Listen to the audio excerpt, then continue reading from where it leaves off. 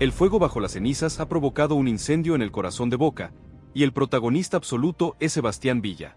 El extremo colombiano ha forzado la mano de Juan Román Riquelme, y tras una reunión secreta de alto voltaje, su regreso es un hecho consumado, marcando el capítulo más polémico de la era Riquelme. El spoiler más crudo es que Villa no vuelve gratis. Él impuso sus términos, y Boca debe desmantelar su propio patrimonio, la venta de Medina, para solventar su vuelta, una jugada de poder del jugador sobre el club. La clave de la cumbre fue la negociación punto por punto del contrato del escarnio, un documento que ata la fortuna de Villa a su rendimiento y disciplina, convirtiéndolo en un arma que solo dispara goles y no escándalos. Se revelan los detalles de cómo Villa se siente el único capaz de salvar la temporada de Boca, y la presión que ejerció sobre la dirigencia y el cuerpo técnico de Úbeda. La pregunta que arde la Bombonera es: ¿tiene Sebastián Villa el ego y la velocidad necesarios para justificar el colapso ético y el riesgo político que implica su regreso, o este contrato secreto será el detonante de una crisis que lo consumirá a él y a Riquelme? Quédense con nosotros, porque vamos a analizar la mentalidad de Villa, el por qué se siente insustituible y el impacto directo que tendrá en jugadores como Zenón y Saralegui. Suscríbanse ya y opinen. ¿La velocidad de Villa vale el precio de la paz? La reunión cumbre fue un acto de poder del propio Sebastián Villa. El extremo colombiano no llegó a pedir perdón o a suplicar una segunda oportunidad, llegó a negociar su retorno desde una posición de fuerza, sabiendo que el fútbol del Boca de Úbeda carece de su chispa. La presencia de la gente fue clave, actuando como escudo legal para proteger al jugador de las trampas de la dirigencia. La ubicación del cónclave fue un secreto de Estado, un despacho blindado que evitó cualquier rastro o filtración anticipada. El discurso de Villa fue directo: él es el único que puede desequilibrar en la Copa Libertadores, y su retorno debe ser en términos que garanticen su titularidad y su seguridad económica. El Consejo de Fútbol escuchó atentamente, consciente de que la necesidad había volteado la mesa de negociaciones. El acuerdo verbal se alcanzó tras varias horas, y el núcleo central fue el diseño de un contrato que es un chaleco de fuerza con bolsillos de oro, máximo rendimiento por máxima recompensa. Villa entendió que solo los goles y la disciplina lo salvarán de la condena social, y Riquelme entendió que solo Villa puede salvarlo del fracaso deportivo. La verdad es que Villa eligió el momento perfecto para volver. El egocentrismo deportivo de Villa es el motor que impulsa su regreso. El jugador se siente insustituible en el esquema actual de Boca Juniors, una percepción que el informe de Úbeda confirmó ante la dirigencia. Villa sabe que ningún jugador en el plantel tiene su velocidad, su capacidad para encarar y su habilidad para forzar un penal o un tiro libre en el área rival. Esta convicción de ser vital le otorga una autoridad que ningún otro jugador con su historial podría tener. Villa no vuelve a ser uno más, vuelve a ser la estrella, el salvador al que el club recurrió en la desesperación. Esta mentalidad de héroe polémico es un factor de riesgo en el vestuario, ya que puede generar celos y resentimiento en jugadores que han mantenido la cara por el club en su ausencia. Sin embargo, Riquelme cuenta con este ego como un elemento motivador. Villa jugará cada partido como una final personal, buscando demostrar que su talento supera su pasado legal. La confianza ciega de Villa en sí mismo es la única garantía de que el contrato funcionará. El contrato de escarnio es la camisa de fuerza que Riquelme le impuso a Villa para controlar el caos. La propuesta legal es una declaración de principios. Villa ganará una fortuna si y solo si su rendimiento es estelar y su conducta intachable. El salario base es simbólico, una señal de austeridad, pero los bonos por objetivo son desorbitantes, superando cualquier cifra en el fútbol sudamericano, siempre y cuando Boca avance en la Copa. La cláusula de tolerancia cero es la médula espinal del pacto. Cualquier nueva denuncia, cualquier escándalo mediático, cualquier violación al código de conducta implica la rescisión automática, sin derecho a apelación ni a reclamo de sueldos atrasados. Esta cláusula es la garantía legal de Riquelme y el mensaje público de que el club no acepta más errores del colombiano. El agente de Villa aceptó esta condición extrema, sabiendo que Villa necesita esta redención deportiva para reflotar su carrera. Villa está ahora bajo la lupa constante de la dirigencia y de la opinión pública, sin margen para el error. La venta de Medina es el precio que Villa exigió indirectamente al club. La urgencia financiera que provoca el contrato de Villa, y los bonos que se activarán, solo puede ser cubierta con la salida forzada de Cristian Medina, la joya de la cantera. Villa sabe que su valor de mercado y su capacidad de generar goles justifican el sacrificio de cualquier otro jugador en la plantilla, incluido el talentoso volante. Esta realidad económica es la prueba de cómo el jugador ha tomado el control de la agenda del club. Riquelme se ve obligado a acelerar las negociaciones con clubes europeos para Medina, necesitando el dinero en las arcas antes de la fecha límite del contrato de Villa. El sacrificio de Medina es la evidencia de que Villa es el único que ha ganado la pulseada en esta negociación, imponiendo su necesidad deportiva sobre la continuidad del patrimonio de Boca. El impacto táctico de Villa en el esquema de Úbeda es una demolición controlada. La llegada del colombiano exige a Úbeda abandonar el esquema de contención y posesión lenta para adoptar un 4-3-3 más vertical y directo, diseñado para explotar la velocidad de Villa. El extremo será el foco del ataque, el jugador que arrastra defensores y genere superioridad en el área rival. Úbeda planea utilizar a Villa como un agente de caos, un jugador que desordena al rival para que otros jugadores como Zenón encuentren espacios limpios para crear juego. El riesgo es que Villa ignore las indicaciones tácticas y priorice la jugada individual, desequilibrando el orden defensivo. Úbeda debe ser muy firme con Villa desde el primer día, exigiéndole un compromiso táctico que el jugador no siempre ha demostrado en el pasado. La sociedad Cavani-Villa es la única razón de ser de este fichaje. Cavani fue el principal impulsor del retorno de Villa, abogando por su talento y garantizando su disciplina ante la dirigencia. El uruguayo necesita un socio veloz que lo asista y le genere espacios en el área, un rol que Villa cumplía a la perfección en su etapa anterior. La capacidad de Villa para generar centros y pases al vacío alimentará la voracidad goleadora del matador, creando una dupla que promete ser letal. La autoridad moral de Cavani es el único escudo que tiene Villa contra las críticas internas, y el colombiano deberá responder a la confianza del uruguayo con goles y asistencias. La presión sobre Villa no es solo de Riquelme, es también de Cavani. La mentalidad de Sebastián Villa es un arma política para la dirigencia.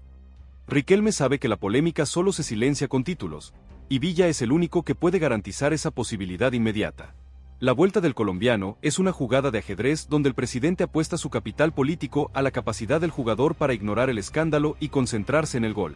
La oposición política utilizará el retorno de Villa como el arma final para desatar la crisis, acusando a Riquelme de doble moral y de sacrificar la ética por la ambición deportiva. Sin embargo, Villa es un factor de polarización, su talento divide a la hinchada, pero sus goles unen al pueblo ceneice. Riquelme está jugando con fuego, confiando en que el fuego de Villa queme a la oposición y no a su gestión. El sacrificio de la paz interna es una consecuencia directa del ego de Sebastián Villa. La llegada del colombiano genera resentimiento en jugadores que han luchado por mantener el orden y la disciplina en su ausencia. Villa vuelve como un héroe caído al que el club le ruega que vuelva, una circunstancia que desmoraliza a los jóvenes que han cumplido con su deber. Úbeda debe ser un mediador entre el ego de Villa y la disciplina del vestuario, una misión que exige mano dura y criterio. El riesgo es que la polémica y el historial de Villa contaminen el ambiente y rompan la armonía interna, condenando al equipo al fracaso antes de tiempo. Villa es la bomba que Úbeda debe desactivar con goles y disciplina. La conclusión de esta reunión secreta es que Sebastián Villa se sintió intocable y negoció desde la cima de su valor deportivo, obligando a Boca a ceder en lo ético y sacrificar su patrimonio. La venta de Medina es la prueba de la autoridad del jugador sobre el club. La pregunta final que queda resonando en los pasillos del fútbol argentino, una pregunta que define el futuro de Boca y el legado de Riquelme, es: ¿podrá Sebastián Villa, con su ego indomable y su contrato de escarnio, ser el verdugo que rompa el maleficio de la séptima? ¿O el costo de su polémica será tan alto que su regreso provocará la crisis total que termine con la gestión de Juan Román Riquelme? El silencio de la traición ha terminado, y lo que emerge de la penumbra de la reunión secreta es la figura arrogante y absolutista de Sebastián Villa, un jugador que se ha erigido en el dueño del destino de Boca Juniors.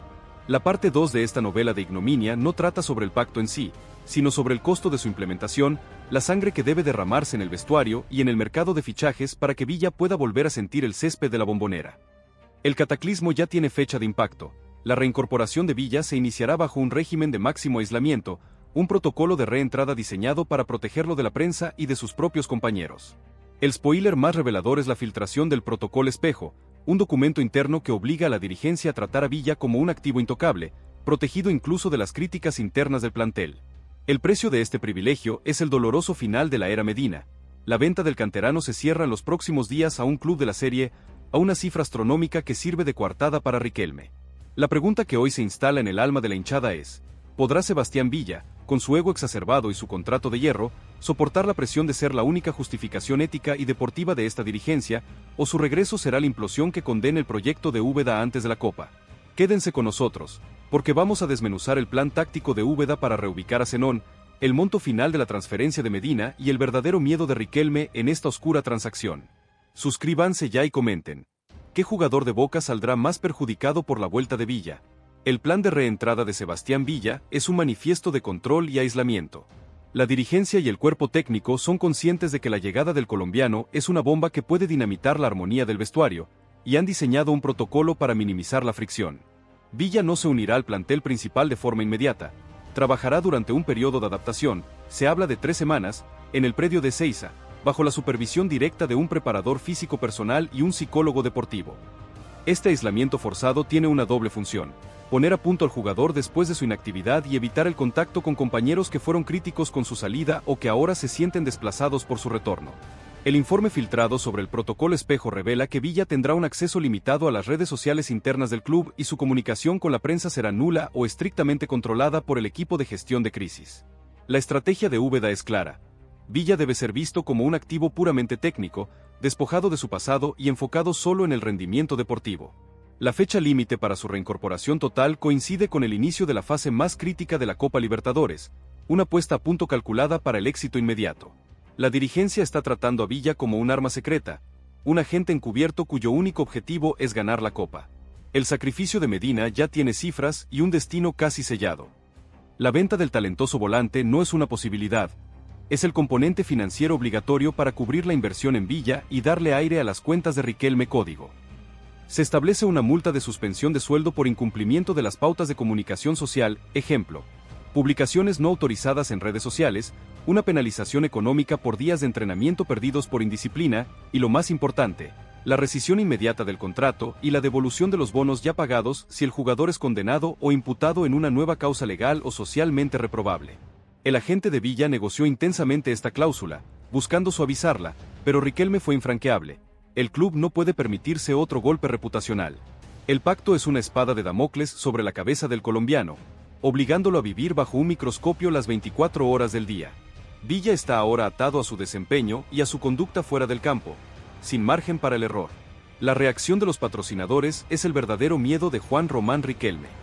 La dirigencia ha contratado un equipo legal y de PR exclusivamente para monitorear las respuestas de los sponsors, especialmente aquellos con políticas de responsabilidad social estrictas en temas de género. El principal temor es la pérdida de ingresos por publicidad y la cancelación de contratos con marcas grandes que no desean asociar su imagen a la polémica del colombiano. La estrategia de mitigación incluye reuniones privadas con los ejecutivos de las marcas, presentándoles el contrato de escarnio como prueba del control total del club sobre el jugador y subrayando la urgencia de éxito deportivo que Villa garantiza. El equipo de PR filtrará historias sobre la madurez de Villa y su compromiso con la camiseta, buscando humanizar su figura y desviar la atención del pasado legal. Si un sponsor clave decide retirarse, el costo económico de Villa superará su valor deportivo, poniendo en jaque la gestión de Riquelme. El dinero de Medina es la coartada perfecta para cubrir cualquier agujero financiero a corto plazo, pero no puede comprar la tranquilidad de los patrocinadores. El sentimiento de Saralegui es de profunda frustración y desplazamiento. El volante de despliegue y la sorpresa de la temporada es la víctima colateral más visible del retorno de Villa. Úbeda planea relegarlo al banquillo para darle lugar a un mediocampo más combativo y de marca que cubra las espaldas del extremo colombiano y de la proyección de Zenón. Saralegui ve como su esfuerzo y su consistencia son opacados por la urgencia de talento individual. El mensaje para la cantera es devastador. La regularidad no vale tanto como el talento explosivo, y el camino al once inicial es efímero si el club necesita un golpe de efecto. La dirigencia deberá trabajar intensamente con el entorno de Saralegui para evitar un conflicto interno y garantizar su compromiso con el rol de suplente de lujo. Saralegui es un talento puro que no merece ser relegado, pero el ego de Villa y la ambición de Riquelme no dejan espacio para la justicia deportiva. La oposición política ya tiene preparado el juicio popular contra Riquelme. El retorno de Villa es la bandera que la oposición enarbola para desatar la crisis final. La estrategia es doble: ataque legal y ataque social. El ataque legal se centra en cuestionar la validez de la cláusula de rescisión por escándalo, alegando que el club no puede coartar la libertad individual de un trabajador y que la decisión es una hipocresía. El ataque social se centra en movilizar a socios y agrupaciones que protestan contra la violencia de género y la falta de ética, buscando generar un clima de hostilidad en el primer partido de Villa. La oposición busca una asamblea extraordinaria para someter a votación la continuidad del jugador, un referéndum popular que pondría a Riquelme entre la espada y la pared. El club se prepara para el peor escenario, sabiendo que el debut de Villa será una manifestación de fuerzas políticas y sociales. El costo de la gambeta se paga con la paz social.